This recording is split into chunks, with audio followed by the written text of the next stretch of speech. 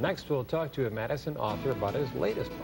Find out where some of Wisconsin's greatest hidden treasures are located next on News 3 This Morning. Well, our guest this morning is a Madison author. And I know this is a lot of hard work, but you've really got a great job. Also known as the Mad Traveler. Kevin Revolinski joins us. He wrote the Wisconsin Beer Guide and 60 Hikes Within 60 Miles of Madison, and his latest book is Backroads and Byways of Wisconsin, Drives, Day Trips, and Weekend Excursions. Thanks for joining us again. Thanks for having me. This is a great book to have out, especially considering that a lot of people are not traveling too far away from home during, like Memorial Day weekend and summer break. Sure, you've got options there close and far in the state, so if you do want to get a little bit further. So what kind of things will people find in here? Pretty much, well, it's 12 chapters with 12 different road trips around the state. And within the road trips you have, the highlights, anything from parks to restaurants to museums, places to stay if you're going to make it into a long weekend instead. So, and then roadside attractions, of course. What are some of the attractions that kind of caught your eye, the roadside attractions?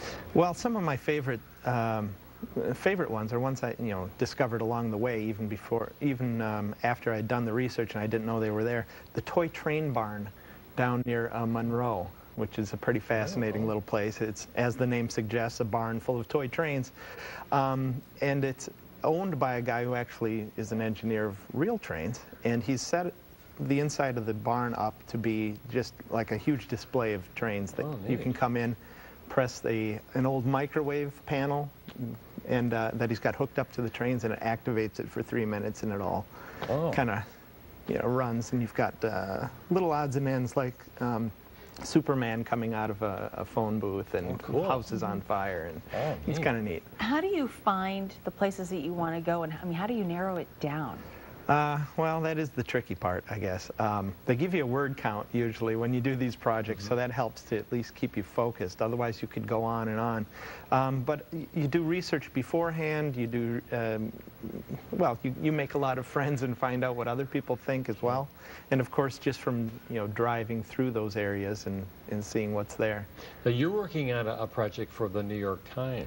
What's that about? I'm actually doing an article about gangster getaways. With the Johnny Depp Public Enemies movie coming up, they're interested in where the Capones and Dillingers of the world used to go. Vacation up north. Sure, vacation, hideout, shootout, whatever.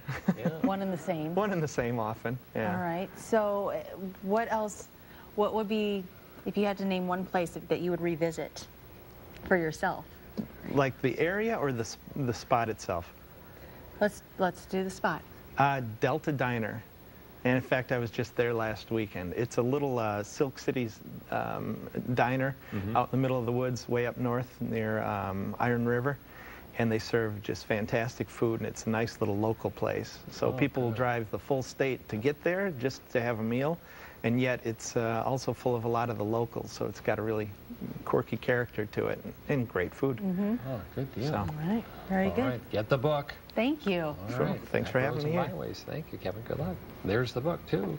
To purchase Backroads and Byways of Wisconsin or any of the books written by Kevin, and there's a whole slew of them, you can go to his website there. And you can also find and follow his travels on his blog. The book is also, I guess, was sold at Borders. It's gone now, but I called last night. They were out, but the House of Wisconsin Cheese actually has some copies that I know for sure. So. Okay. Good deal. Thanks.